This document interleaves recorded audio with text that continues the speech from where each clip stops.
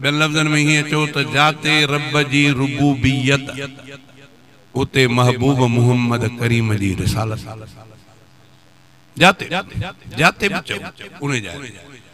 चो त इमाम अंबिया साईं जन खां बाद में को नबी न ही साईं जन साहबा जे आडो बयान फरमायो पाण फरमायो त मां ऐं क़यामत हे बांगुरियूं साईं जन ॾेखारियूं पाण फरमायो त मां ऐं क़यामत ईअं आहियूं जे बांगुरियूं आहिनि इन में 3 आंगुर न फुटंदी मुखां क़यामत ताईं विच में को नबी न ईंदो जेकॾहिं हिन आंगुरनि जे विच में का ॿी आंगुर फुटंदी त डॉक्टर उनखे कटाए छॾींदा चवंदा भाई फुज़ूल बेज़ेबी आहे सूंह खे विञाए अल्लाह जे रसूल फरमायो त मां क़यामत ईअं हूं मुखां पोइ वरी क़यामत ताईं को नओं नबी न ईंदो तॾहिं ईअं चवंदा आहिनि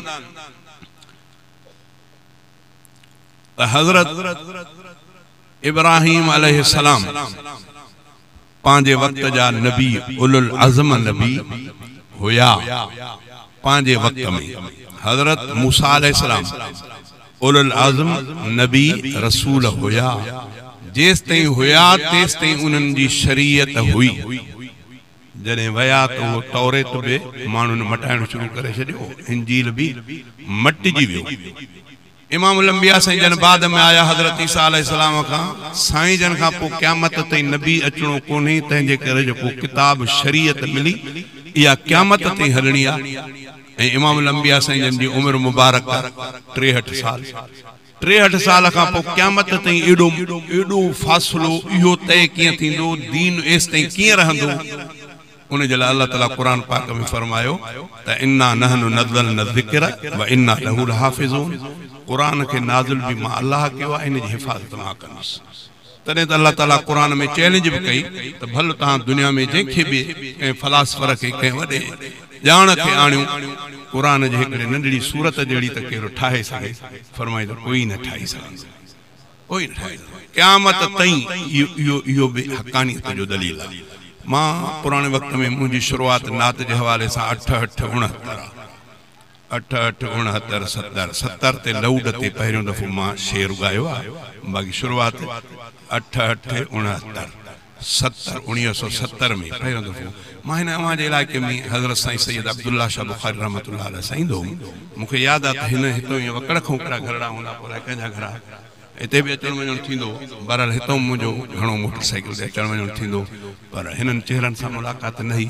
उहे ज़माने घणे खां पोइ अल्लाह ताला अॼु मिलायो आहे ऐं मां सम्झां थो त इंशा अल्लाहुल अज़ीज़ दीनी ताल्लुक़ एड़ो असां में पुख्तो आहे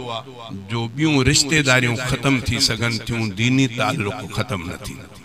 तॾहिं त अल्लाह जे क़ुरान में चयो त मोमिन पाण में भाइर आहे न क़ौम कहिड़ी बि ईमान अहिड़ी शइ आहे जो फेराए करे जे भाव बढ़ाए छॾियईंसि कलमो अहिड़ी शइ आहे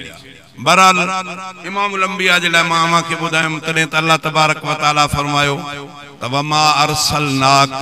इल्ला रहमतल लिल आलमीन ओरे फरमाई त अल्हम्दुलिल्लाह रब्बिल आलमीन सब तारीफ़ूं अल्लाह जे लाइ जेको रब आहे आलमीन हिते फरमाई त वमा अरसलनाक इल्ला रहमतल लिल आलमीन जेस ताईं भी आलम हो खुदा वारी रुबूबियत जी दसम इमाम अंबिया जी रिसालत ताईं साईं जन जी नबूवत का भी ज़मीन दुनिया आखिरत कुछ भी बचल कोन जाते रब जी रुबूबियत उते मुस्तफा जी नबूवत रिसालत इहो आहे इमाम अंबिया साईं जो